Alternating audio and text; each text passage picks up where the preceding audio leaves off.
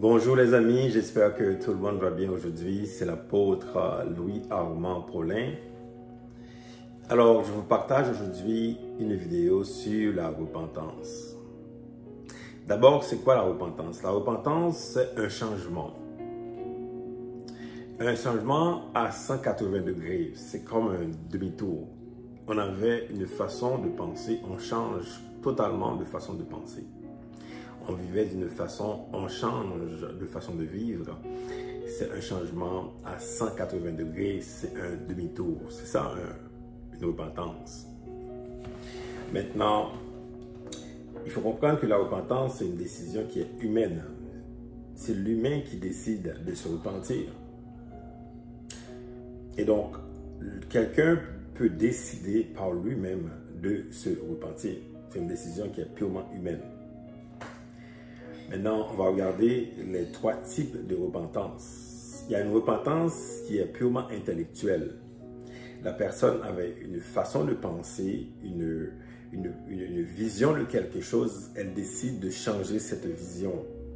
On peut avoir cette vision même de la vie, on avait une façon de voir la vie, on décide de voir différemment, complètement différemment.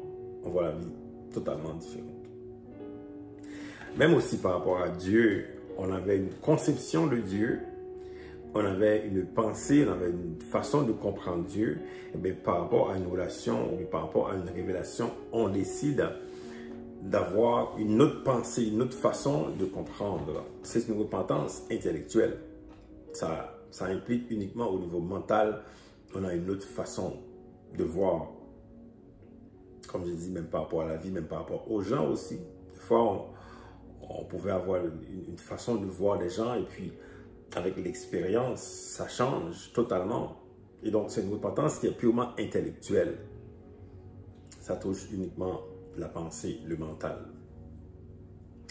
Il y a une repentance qui est morale. De quelqu'un vivait d'une façon, elle décide de changer. Elle décide par rapport à son comportement qui était nocif, destructeur, la personne décide de changer. Un mari qui était infidèle à sa femme, il voyait que ça causait tellement de problèmes à sa famille, le mari décide de changer de comportement. Donc, c'est une repentance qui est purement morale. Et donc, quelqu'un, par exemple, qui volait des choses qui n'étaient pas pour lui, et donc la personne décide de changer, de ne plus voler. Donc, c'est un changement moral. Donc, c'est vraiment au niveau du comportement, la personne décide de changer. Donc, c'est une repentance qui est purement morale. Il y a une troisième repentance, c'est une repentance spirituelle. Mais avant que je parle de la repentance spirituelle, je dois vous dire que la repentance intellectuelle et la repentance morale peuvent ne pas durer longtemps. Parce qu'il n'y a aucune intervention d'une force, il n'y a aucune intervention d'une puissance. C'est juste que la personne elle-même décide de changer au niveau mental, de changer de mentalité. La personne décide de changer au niveau de son comportement. Il n'y a aucune intervention divine, aucune puissance qui intervient. Donc, c'est une décision qui est purement d'abord humaine, mais il n'y a aucune intervention divine. Et donc, ces deux repentances peuvent changer.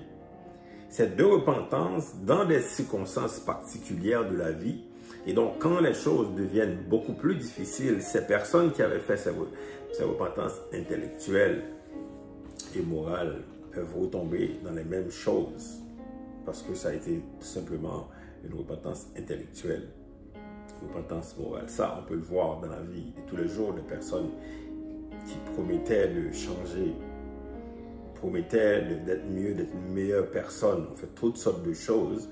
On essaie toutes sortes d'artifices, mais ça n'a pas fonctionné parce que c'était juste une repentance qui est purement intellectuelle ou morale.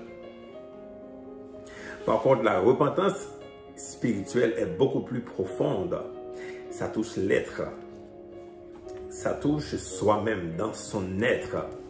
Ça touche l'esprit de la personne. Quand c'est l'esprit qui est touché, c'est là que c'est une grande repentance, une repentance qui est véritable.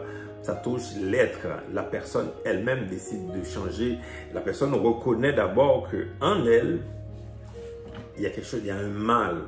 Il y a un mal de vivre. Il y a quelque chose en lui qui ne marche pas. la personne reconnaît que, ok, malgré les efforts qu'on peut essayer de faire, là, malgré tout ce qu'on peut essayer de faire, mais il y a quand même quelque chose à l'intérieur qui ne fonctionne pas. Et la personne est vraiment honnête avec elle-même. Elle n'essaie pas vraiment de paraître gentille, elle n'essaie pas vraiment de faire n'importe quoi, mais elle est honnête avec elle-même, elle est sincère, elle reconnaît qu'en elle, il y a quelque chose qui ne fonctionne pas.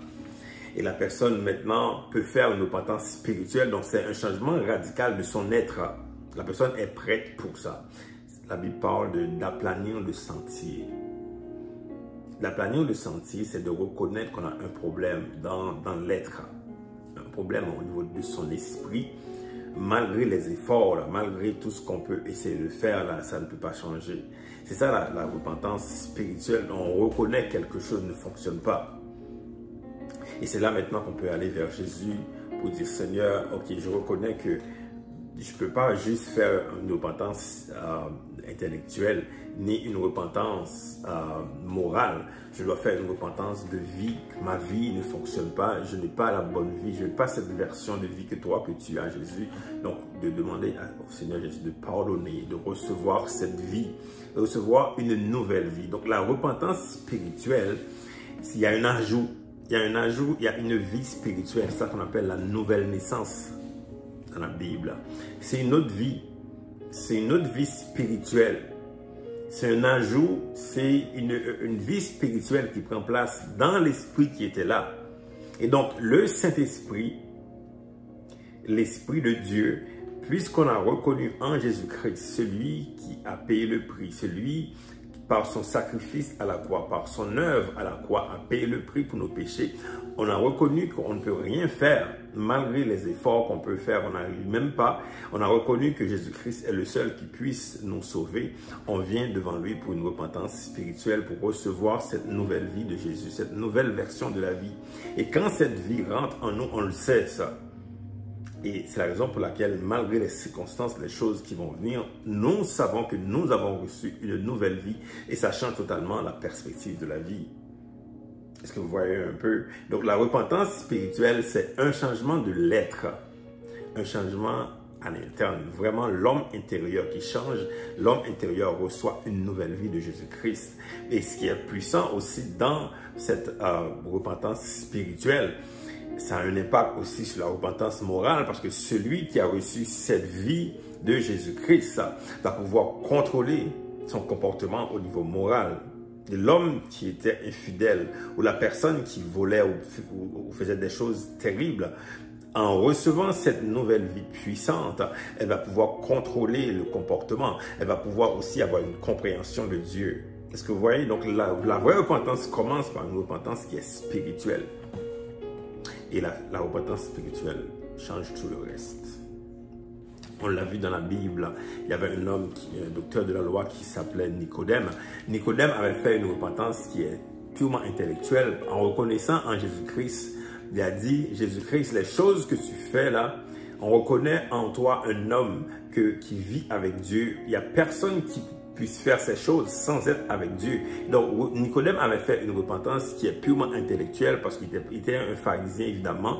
Les pharisiens étaient contre Jésus. Lui, il est sorti de ce groupe pour dire à Jésus, je reconnais que tu es Dieu, je reconnais que tu fais quelque chose d'extraordinaire. Mais il n'a pas fait une repentance spirituelle et c'est la raison pour laquelle que Jésus avait proposé à Nicodème cette nouvelle naissance. Par contre, le criminel à la croix avait fait une repentance qui est intellectuelle et aussi spirituelle parce qu'à la croix, il a reconnu que Jésus est roi. Il a reconnu en disant, Jésus, quand tu vas revenir dans ton royaume, de ne pas m'oublier. Il a également reconnu ses torts, ses péchés. Il a dit, moi, je ne suis pas bon, je sais que je ne suis pas bon, je mérite d'être à la croix. Et c'est la raison pour laquelle Jésus a sauvé cet homme parce que l'homme a reconnu que Jésus est d'abord Dieu, que Jésus peut le sauver vraiment. Donc, il a fait une repentance à la fois intellectuelle et spirituelle et cet homme a reçu la vie éternelle.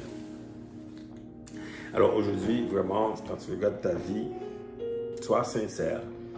Est-ce que tu as juste fait une repentance intellectuelle, là, comme des gens qui font souvent, là, purement intellectuelle? Ah, je vais changer de vie, je vais changer de façon de penser dans la vie. Est-ce que tu vas juste faire une repentance morale? Tu vas arrêter de courir partout là, après les femmes ou bien après l'argent ou après les choses? Tu vas être une personne moins corrompue. On va essayer d'être une bonne personne. Ou bien tu vas faire une repentance spirituelle. Tu vas reconnaître en toi quelque chose qui ne fonctionne pas. Il y a une seule personne qui puisse te changer, Jésus-Christ lui-même. Comme il m'a changé, comme il a changé beaucoup de personnes, Jésus-Christ m'a changé complètement. Il m'a donné une nouvelle vie.